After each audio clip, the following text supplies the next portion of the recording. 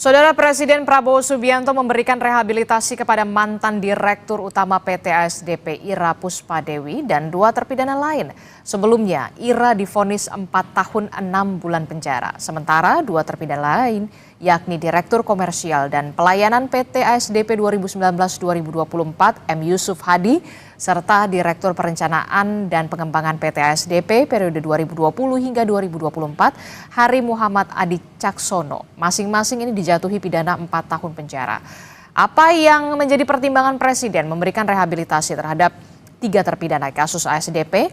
Kita bahas bersama dengan pakar hukum pidana Universitas Jenderal Sudirman, Profesor Hipnu Nugroho melalui sambungan daring. Selamat pagi, Assalamualaikum Prof. Hipnu. Selamat pagi Mbak Adisti. Ya, kita tahu amnesti, rehabilitasi dan juga abolisi merupakan hak istimewa yang kemudian dimiliki oleh Presiden Prabowo Subianto yang diberikan kepada 3 terpidana kasus ASDP. Salah satunya adalah Ira Puspadewi merupakan Direktur Utama PT ASDP. Kalau dari kacamata hukum Anda begitu ya, dengan kasus yang menjerat dan juga sudah ingkrah begitu ya di pengadilan, sudah tepatkah rehabilitasi ini? Ya, gini Mbak, perlu ada suatu pemahaman. Rehabilitasi, konteks rehabilitasi itu ada 2 terminologi.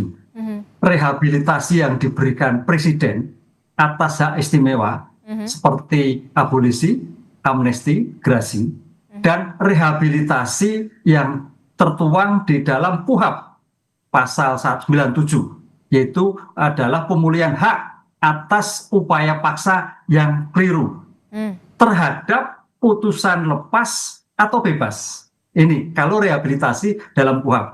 Jadi terminologi 2 itu tidak bisa dipertemukan. Nah, sekarang pertanyaannya, apa itu rehabilitasi di dalam kewenangan hak prerogatif Presiden? Nah, itu tadi adalah mengembalikan kedudukan semula, walaupun itu terhadap putusan terbukti. Nah, itu.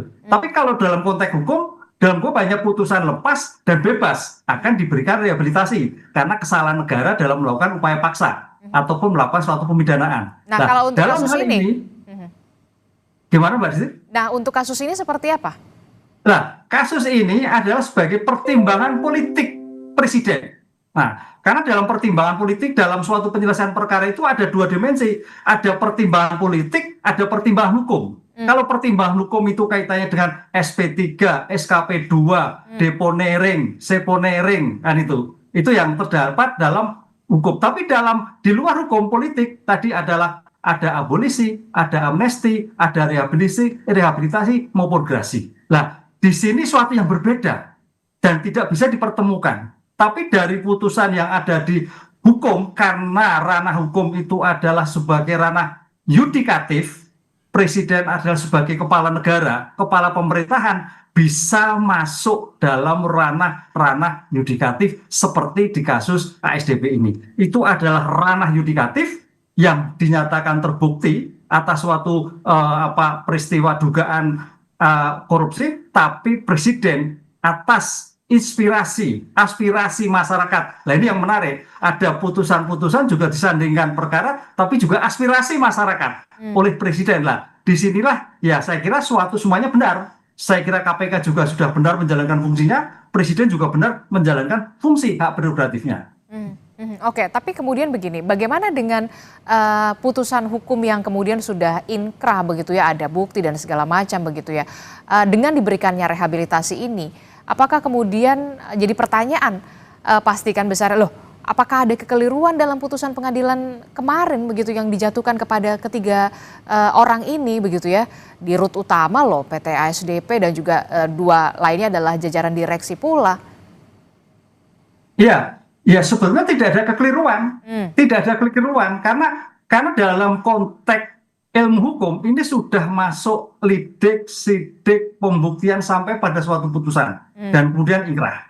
Nah, di situ saya kira dalam konteks hukum KPK sudah selesai sebagai lembaga negara yang diberikan tugas dalam rangka pemberantasan korupsi seperti yang ditentukan dalam Asta Cita Prabowo nomor 7, kan itu kan. Nah, sekarang pertimbangan-pertimbangan yang terjadi dalam Pak Prabowo itu lebih luas. Tidak hanya pertimbangan hukum tampaknya, tapi juga pertimbangan sosial masyarakat. pertimbangan aspirasi yang terjadi, pertimbangan yang kemudian terkait masa depan BUMN. Oke. Karena konteks BUMN ini memang menarik kalau dihadapkan dengan bicara hukum, bicara pidana, bicara kepastian, bicara bisnis, bicara ketidakpastian. Lah, di sini Mbak, saya kira perlu ada sinkronisasi penanganan-penanganan ke depan. Oke, termasuk juga bagaimana dengan kasusnya sendiri begitu terhadap 3 terpidana ini? Ya, kalau terhadap kasus ini saya kira sudah selesai karena Presiden dengan memberikan rehabilitasi terhadap seseorang, Bu Ira, kedudukannya bola. Tapi kalau kita lihat idealnya, kalau ini tadi perkara katakanlah keliru, harusnya Presiden juga memberikan abolisi. Oke. Karena abolisi itu menghapuskan suatu proses hukum. Kemudian dihapuskan proses hukum karena diputus, diberikan rehabilitasi. Karena kalau itu diinginkan, konsep rehabilitasi itu sebetulnya Pak Presiden menginginkan kembali Bu Ira duduk pada keadaan semula seperti direktur. Itu yang ada 2 dimensi lengkap antara penghapusan sampai pada rehabilitasi. Kalau dalam konteks ya rehabilitasi, putusan kemarin tetap sah, tapi dipulihkan oleh Presiden. Itu Mbak, kalau kita berpikir parsial dan pikir secara keseluruhan dalam suatu penanganan yang utuh. Menurut saya seperti itu. Oke, tapi begini Prof, ketika ada beberapa kasus korupsi karena kebijakan yang diambil begitu ya, bukan karena uang suap, apakah kemudian ketentuan hukum ini bisa jadi beban dalam tanda kutip lagi-lagi buat direksi, bagi direksi BUMN untuk kemudian ekspansi, kalau menurut Anda dari kacamata hukum Anda? Ya, ini memang norma hukum sebagai menguntungkan diri sendiri atau orang lain, itu sebagai aktus terus saya kira perlu ada suatu hati-hati penegak hukum. Tampaknya di era sekarang, paradigma hukum sekarang, unsur pertama itu kalau dinyatakan korupsi adalah menguntungkan diri sendiri. Diri sendiri. Kalau diri sendiri itu pasti berpotensi pada orang luar, berpotensi pada pihak lain. Lah, ada 2 dimensi kalau kita kemarin Pak Tom Lembong, kemudian Bu Ira ini dari pembuktian yang kita baca tidak ada keuntungan diri sendiri. Nah, ini yang dia problem lah. Penegak hukum melihatnya untung diri sendiri atau orang lain itu suatu yang terpisah.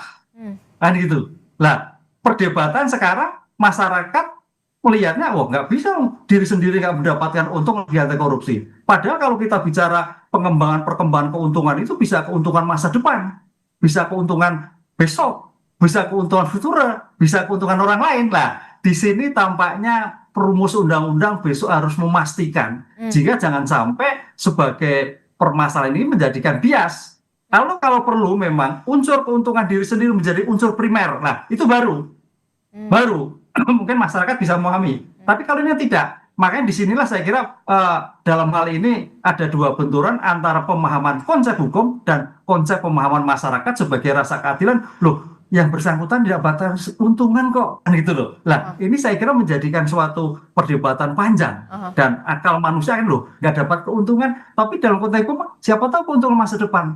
Nah, gitu kan. Nah, yang jadi permasalahan seperti itu, Pak. Oke, jadi perlu adanya kemudian dibahas kembali soal unsur memperoleh keuntungan bagi diri sendiri ataupun dengan orang lain atau kemudian dengan kebijakan begitu ya, supaya jangan jadi bias dan multitafsir begitu.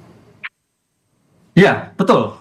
Karena keuntungan ke depan itu karena konsepnya begini ya, memberikan kesempatan keuntungan masa depan itu misalkan misalkan suatu politik ya, kalau kita lihat dalam suatu sebab korupsi itu, misalkan kalau kita pernah meneliti tentang ijon itu misalkan kamu sudah saya untungkan loh, suatu saat kita tagih loh itu sudah salah lagi juga. Nah, ini yang terminologi ini saya kira rumusan ke depan pasal 2 itu muncul karena kebijakan-kebijakan yang menguntungkan masa depan ini sampai sekarang belum terformulasi, Mbak. Jadi keuntungan itu keuntungan yang real, aktor loss yang terhadap dalam perkara yang sekarang ini. Tapi bagaimana masa depan agak sulit. Lah, saya kira itu pasal 2, pasal 3 perlu ada suatu perbaikan sehingga strictnya tidak menjadikan penegak hukum bias, gamang dalam melakukan kasus-kasus terhadap BUMN. Kalau terhadap kasus-kasus suap, gratifikasi itu mudah, tapi jelas. Kalau kasus-kasus yang terkait itu agak sulit memang. Oke. Saya ingin tanyakan lagi berarti Prof. Hipnu. Ini kan direhabilitasi begitu ya, bukan diabolisi, sementara sudah inkrah putusannya. Jadi untuk pemaknaan rehabilitasi ini, apakah serta-merta hukumannya dibatalkan karena memang Presiden menginginkan ketiganya menduduki kembali tugas dan juga fungsinya, tanggung jawabnya di PT ASDP, atau seperti apa? Atau kemudian sebenarnya hukumannya tidak gugur? Mohon penjelasannya secara kalau sederhana. Mbak Adisti, kalau menurut saya hukumannya bahwa putusan Pengadilan Negeri Jakarta Pusat tetap sah, bahwa terbukti. Tapi oleh kebijakan Presiden tidak usah menjalani suatu pemidanaan karena akan direhabilitasi. Nah, ini suatu unsur yang berbeda. Maka tadi saya katakan ini kewenangan yudikatif, ini kewenangan Presiden sebagai kepala negara, kebijakan politik. Ya, secara otomatis tanda petik perkaranya masih tetap bukan batal. Sebab kalau kita konsisten harusnya diabolisi plus rehabilitasi. Itu menyatakan tidak ada yang kemudian dikembalikan pada kedudukan semula. Gitu, Pak. Itu kalau Pak Prabowo mungkin konsisten. Dua-duanya menjadi jelas. Berarti Bu Ira prosesnya tidak ada, hukumnya pasti tidak ada, dikembalikan pada kedudukan semula. Tapi ini tidak. Kan gitu kan. Ini jadi perkara ini tetap ada. Sehingga perkara ini masih saya kira KPK terhadap perkara lain bisa melakukan suatu pengungkapan kembali atas kasus ASDP begitu. Kalau memang ada urutannya. Oke, jadi perkaranya sebenarnya masih ada begitu ya, kalau misalkan KPK mau mengusut lagi begitu soal ini? Ya, karena keputusan ini kan hanya diberi bentuknya kan, kalau abolisi amnesti kan keputusan Presiden. Kalau terhadap hukum adalah keputusan pengadilan. Nah, keputusan itu kan menyangkut pihak. Putusan Presiden hanya 3 orang, Bu Ira dan siapa itu 2 orang itu selesai. Terhadap yang lain tidak terkait sama sekali. Seperti yang terhadap kasus Pak Tom Lembong. Kan terhadap pihak-pihak lain yang terkait tetap diproses dan sudah diputus dalam suatu perkara tindak pidana korupsi. Oke, untuk kasus ini, kasus hukum ini yang melibatkan Dirut PT ASDP begitu ya, dengan juga 2 jajaran direksi lainnya, apa yang Anda underline dan juga poin kritis Anda dari kasus ini? Ya, saya kira ini dalam kasus ini untuk menjadikan imbang, ya, untuk imbang, KPK harus bisa menjelaskan kepada Presiden. Karena bagaimanapun juga KPK adalah lembaga negara yang diberikan amanat untuk pemberantasan korupsi. Dan ini menyangkut asta cita Presiden ke-7 bahwa pemberantasan korupsi dan narkoba. Karena apa? Jangan sampai para penyidik penegak hukum, apakah itu KPK, ataukah itu jaksa, apakah itu polisi, menjadikan turun motivasi, spiritnya kurang. Nah itu, ini yang jadi masalah. Karena ini suatu yang sangat berbeda. Oleh karena itu, sebagai bentuk keseimbangan informasi atas aspirasi tadi masyarakat, KPK secara lembaga harus menjelaskan kronologi sebagai bukti apa yang terjadi. Sehingga jangan sampai disalahkan, wah ini nggak terbukti dan sebagainya. Ini kan seolah-olah kan nggak imbang. Kasihan teman-teman KPK, kasihan teman-teman kejaksaan kalau sudah sampai seperti itu. Padahal lembaga-lembaga itu yang diamanatkan oleh negara dalam rangka mewujudkan asta cita ke-7 Prabowo. Nah, ini yang saya kira menjadikan suatu modal dalam suatu penyelesaian keseimbangan, dalam suatu penyelesaian suatu perkara di hadapan Presiden. Karena Presidenlah yang memberikan rehabilitasi ataupun amnesti ataupun abolisi yang lain seandainya ada seperti itu. Jika imbang. Sehingga seolah-olah KPK kan berjalan sendiri ini. Kan gitu kan. Oke, baik, terima kasih Pakar Hukum Pidana Universitas Jenderal Sudirman, Profesor Hipnu Nugroho telah bergabung bersama kami memberikan perspektifnya. Terima kasih Prof. Hipnu, sehat selalu. Assalamualaikum, selamat pagi.